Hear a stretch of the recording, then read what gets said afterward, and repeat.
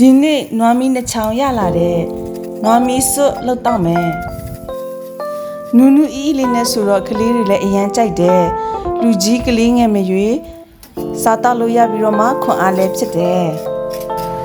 နွားမီးစွတ်လောက်ရတာလက်တော်ဝင်မယ်ဥစွာနွားမီးကိုမြင်းမြိုက်ပြီးအမွေးကိုချစ်ထုတ်မယ်ဟိုဖက်ဒီဖက်လဲပြီးတော့မှတေချာလေးချစ်ထုတ်ပေးရတယ်အချိန်တော့တော်တော်ပေးရမယ်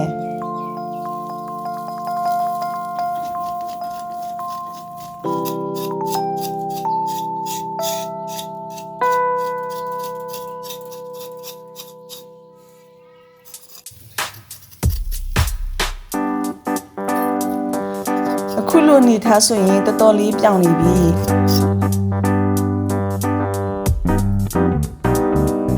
အမွေးနုလေးတွေကက်ကြက်နေမှာဆိုလို့ gas မီးနဲ့ညှက်လိုက်မယ်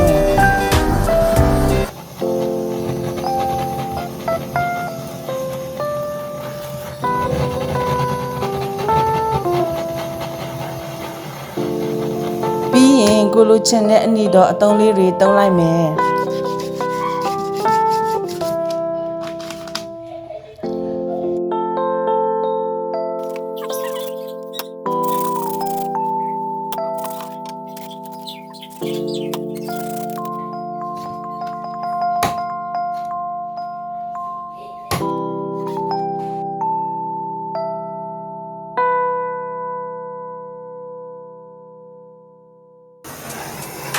နောက်တစ်ချောင်းကိုလည်းရှေ့ကနေအတိုင်းလှုပ်လိုက်တယ်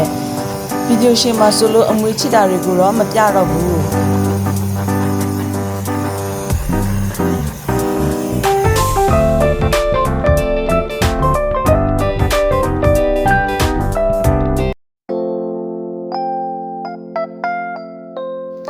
အားလုံးအတုံးသုံးပြီးပြီဆိုတော့ရေနဲ့2ခေါက်3ခေါက်တင်ချစွာဆေးလိုက်မယ်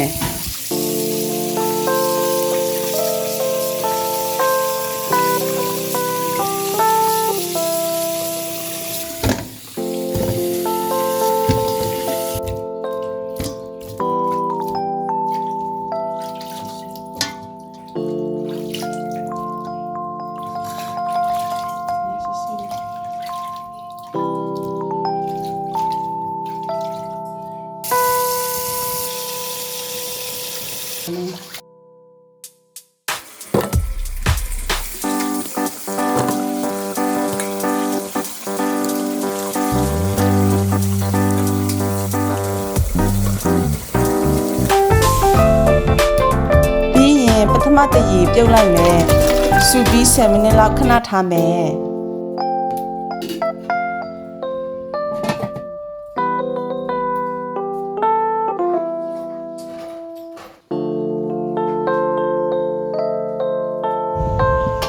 စူပြီး7မိနစ်ထားပြီးနောက်ဆယ်ထုတ်လိုက်မယ်ရေနဲ့တေချာစွာပြန်ဆေးမယ်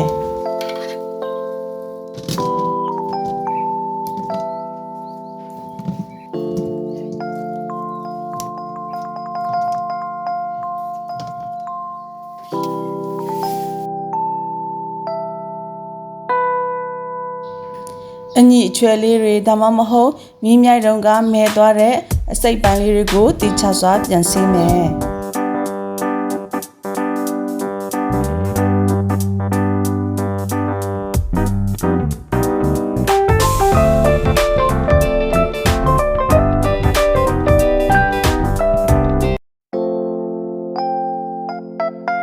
တန့်စင်ပြီးသွားရင်မီးပေါ်ပြန်တဲလိုက်မယ်စာအရတာမုတ်ထည့်မယ်တစ်ချဘူခေါနနက်ပွင့်အညီနဲ့ပြအောင်လို့ထည့်မယ်နော်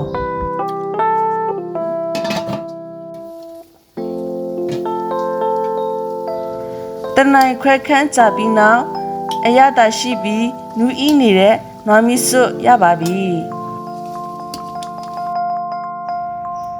ကျမတို့လူကြီးတွေစားမယ်ဆိုရင်ငရုတ်ဒီစိမ့်မခတ်တီငရုတ်ကောင်စက်သွန်မိတ်တမြဒီထည့်ပြီးတော့မှအရင်များလေးနဲ့ပူပူဆက်ဆက်လေးစားမယ်ဆိုရင်အရန်ကောင်းတယ်အခုကတော့ကလေးငယ်တွေကိုကျွေးမှဆိုတော့မထက်ပြပေးတော့ဘူးနော်နော်မီဆိုဟာဆိုရင်အရတာလည်းရှိခွန်အားလည်းဖြစ်တဲ့အတွက်ကြောင့်အိမ်မှာလိုက်ချက်ကြည့်ကြနော်